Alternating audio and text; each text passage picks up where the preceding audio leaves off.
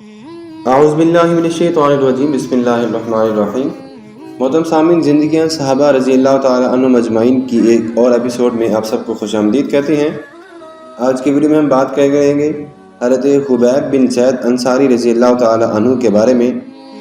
حضرت خبیب بن زید رضی اللہ تعالی عنہ ایک ایسے خاندان کے جسم و چراغ تھے کہ جس کے ایک ایک شخص سے ایمان کی خوشبو پھوٹتی تھی، اور ان کی نشو و نما ایک ایسے گھر میں ہوئی تھی کہ جس کے ایک ایک فرد کی لوح جبین پر قربانی اور فداکاری کی ان گنت داستان رقم تھی۔ ان کے والد حضرت زید بن عاصم رضی اللہ تعالیٰ عنہ تھے، جو کہ یثرب میں مسلمانوں کے ہر اول دستے میں شامل تھے، اور وہ ان 70 سعادت مند لوگوں میں سے بھی تھے جو کہ لیلۃ العقبہ میں موجود تھے، جنہوں نے نبی کریم صلی اللہ علیہ وآلہ وسلم کے دست مبارک پر بیعت کی تھی۔ اس موقع پر ان کے ساتھ ان کی زوجہ محترمہ اور ان کے دونوں صاحبزادے بھی موجود تھے۔ ان کی والدہ تھی ام عمارہ نسبیہ مازنیہ رضی اللہ تعالی عنہا۔ وہ پہلی خاتون تھیں کہ جنہوں نے اللہ کے دین کی حفاظت اور نبی کریم صلی اللہ علیہ وآلہ وسلم کے دفاع میں ہتھیار اٹھایا تھا۔ ان کے بھائی تھے حضرت عبداللہ بن زید رضی اللہ تعالیٰ عنہ، جنہوں نے غزوہ احد کے موقع پر نبی کریم صلی اللہ علیہ وسلم کی خدمت میں اپنی جان کی بازی لگا دی تھی، اور نبی کریم صلی اللہ علیہ وآلہ وسلم نے خوش ہو کر ان لوگوں کے متعلق فرمایا تھا، تم گھر والوں پر اللہ تبارک و تعالیٰ اپنی برکت نازل فرمائے، تم گھر والوں پر اللہ تبارک و تعالیٰ اپنی رحمت نازل فرمائے۔ ایمان کا نور حضرت حبیب بن زید رضی اللہ تعالیٰ عنہ کے دل میں اس وقت جاگزین ہو چکا تھا جب وہ اپنی عمر کی ابتدائی منزلیں طے کر رہے تھے۔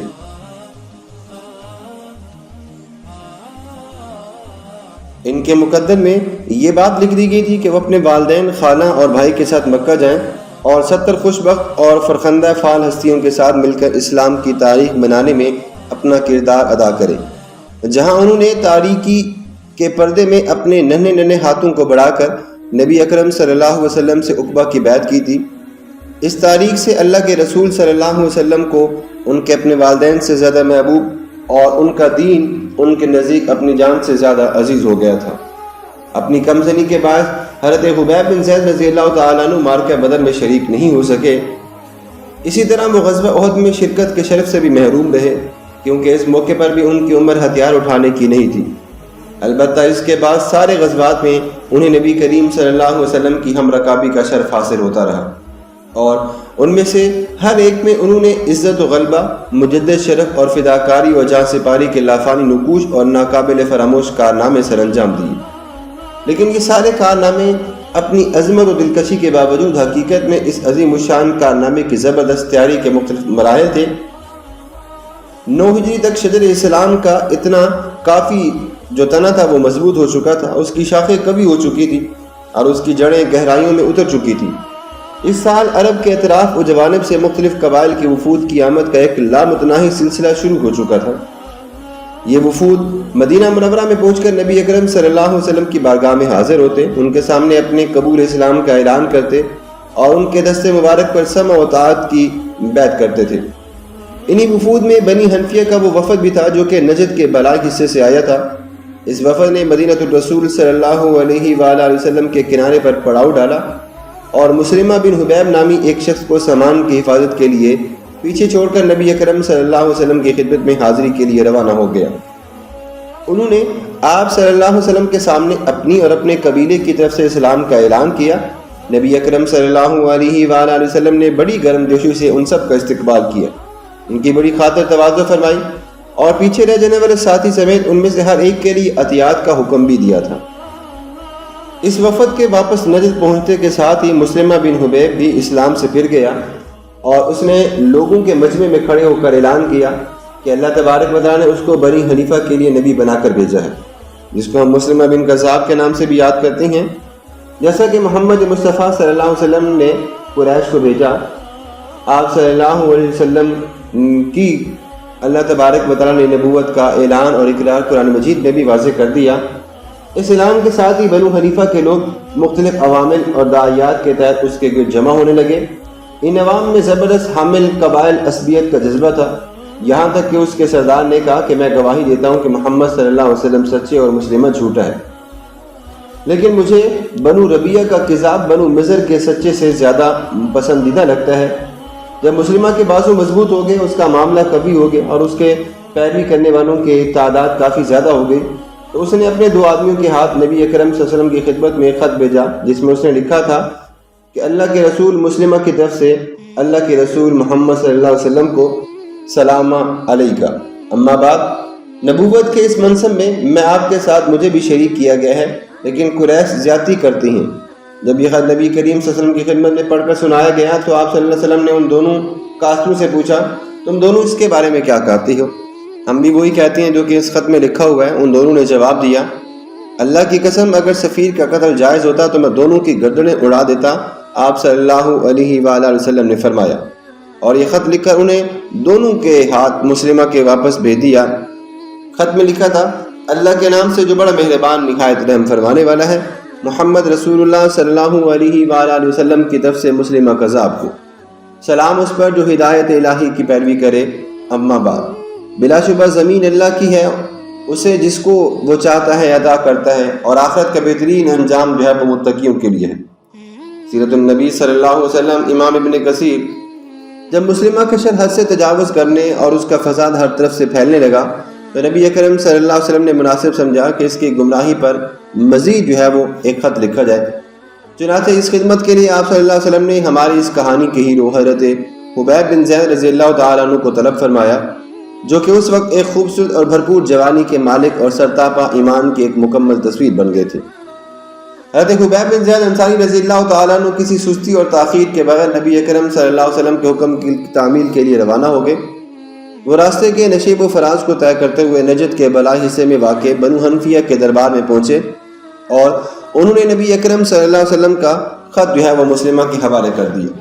خط کے مندرجات سے آگاہ کرتے ہوئے مسلمہ کا سینہ نفرت اور کینے سے پھول گیا، اور اس کے زرد اور کبھی چہرے پر شرارت اور غداری کے آثار نمایاں ہو گئے۔ اس نے حضرت حبیب بن زید رضی اللہ تعالیٰ عنہ کے بارے میں حکم دیا کہ ان کو پائے زنجیر کر دیا جائے اور اگلے روز چاش کے وقت میرے سامنے پیش کیا جائے۔ اگلے روز مسلمہ نے اپنی مجلس منعقد کروائی، کرسی صدارت پر متمکن ہوا، دائیں بائیں اپنے پیروی کرنے والوں کو بٹھایا اور عوام کو مجلس میں آنے کا حکم دیا۔ پھر اس نے حضرت حبیب بن زید رضی اللہ تعالیٰ عنہ کو پیش کرنے کا حکم دیا۔ چنانچہ وہ بوجھل بیڑیوں میں آہستہ آہستہ قدم اٹھاتے ہوئے اس کے سامنے پہنچے، اور اس کینہ پرور مجمع میں اپنے لمبے قد، بلند سر اور اونچی ناک کے ساتھ اس طرح تن کر کھڑے ہو گئے جیسے کوئی مضبوط نیزہ زمین میں سیدھا گاڑ دیا گیا ہو۔ مسلمہ نے ان کی طرف متوجہ ہوتے ہوئے کہا، کیا تم گواہی دیتے ہو کہ محمد صلی اللہ علیہ وآلہ وسلم اللہ کے رسول ہیں؟ ہاں، انہوں نے فوراً جواب دیا، میں گواہی دیتا ہوں کہ محمد صلی اللہ علیہ وسلم اللہ کے رسول ہیں۔ یہ جواب سن کر وہ غصے سے پھٹ پڑا۔ پھر اس نے پوچھا، کیا تم یہ بھی گواہی دیتی ہو کہ میں اللہ کے رسول ہوں؟ میرے کان تمہاری یہ بات سننے کے لیے بہرے ہیں، انہوں نے مذاق کے لہجے میں کہا۔ یہ سن کر مسلمہ کے چہرے کا رنگ بالکل بدل گیا، وہ غصے سے لال پیلا ہو گیا، اس کے ہونٹ کانپنے لگے، اور اس نے اپنے جلاد کو حکم دیا کہ اس کے بدن کا ایک عضو جو ہے وہ کاٹ دو۔ جلاد نے تلوار کا ایک بھرپور وار کیا اور ان کے جسم کا ایک حصہ کٹ کر زمین پر تڑپنے لگا۔ اس نے پھر وہی سوال دہرایا، کیا تم یہ گواہی دیتی ہو کہ محمد صلی اللہ علیہ وسلم اللہ کے رسول ہیں؟ ہاں، میں گواہی دیتا ہوں کہ محمد صلی اللہ علیہ وسلم اللہ کے رسول ہیں۔ انہوں نے پھر دوبارہ وہی جواب دیا، اور اپنے بارے میں جب اس نے دوبارہ یہ سوال کیا تو آپ نے پھر کہا کہ میرے کان تمہاری یہ بات سننے کے لیے بالکل معذرت خواہ ہیں۔ انہوں نے دوبارہ جواب دیا۔ پھر دوبارہ جلاد کو حکم دیا تو جلاد نے دوبارہ جو ہے وہ ایک وار کیا اور ایک عضو جو ہے وہ کاٹ دیا، اور اس طرح حضرت حبیب بن زید رضی اللہ تعالیٰ عنہ کے عضو جو ہے وہ کاٹے جا رہے تھے۔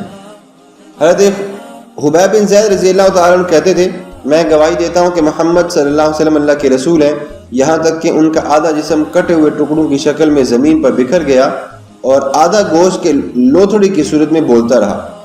پھر ان کی روح پرواز کر گئی۔ اس وقت ان کے پاکیزہ ہونٹوں پر انہیں رسول اکرم صلی اللہ علیہ وسلم کا نام مبارک تھا۔ نبی اکرم صلی اللہ علیہ وسلم کا نام مبارک کے دن کے دست مبارک پر انہوں نے عقبہ کی رات میں بیعت کی تھی۔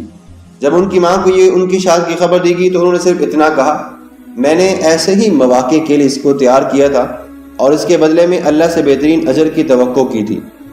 اس نے بچپن میں نبی کریم صلی اللہ علیہ وسلم سے عقبہ کی بیعت کی اور جوان ہو کر ان سے وفاداری کا حق ادا کر دیا۔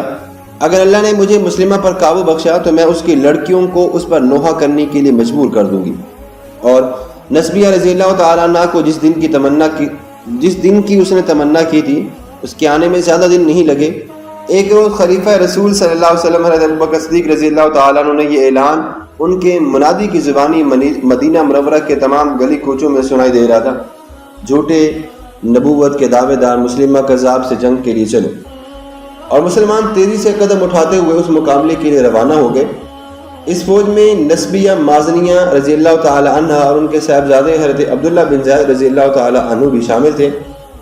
جنگ کے دوران میں یہ دیکھا گیا کہ نسبیہ رضی اللہ تعالی عنہ ایک بپھری ہوئی شیرنی کی طرح دشمن کی صفوں میں چیرتی ہوئی پکارتی پھر رہی تھی: کہاں ہے اللہ کا دشمن؟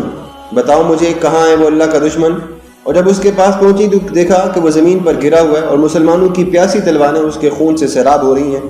یہ دیکھ کر ان کا جی خوش ہو گیا اور ان کی آنکھیں ٹھنڈی ہوں گی۔ اور کیوں نہ ہوتی؟ کیا اللہ تبارک و تعالیٰ نے ان کے نیک اور متقی فرزند کا انتقام ان کے ظالم اور بدبخت قاتل سے نہیں لینے تھا؟ کیوں نہیں؟ یقیناً اللہ تبارک و تعالیٰ نے ان کا انتقام لے لیا، اور وہ دونوں فریق اپنے رب کی طرف سے کیے گئے، مگر ایک فریق جنت میں اور دوسرا جہنم میں چلا گیا۔ محترم سامعین، یہ تھے حضرت خبیب بن زید رضی اللہ تعالیٰ عنہ انصاری، جن کی داستان آپ سن رہے تھے۔ امید کرتے ہیں کہ آپ کو یہ ضرور پسند آئی ہوگی۔ اللہ حافظ۔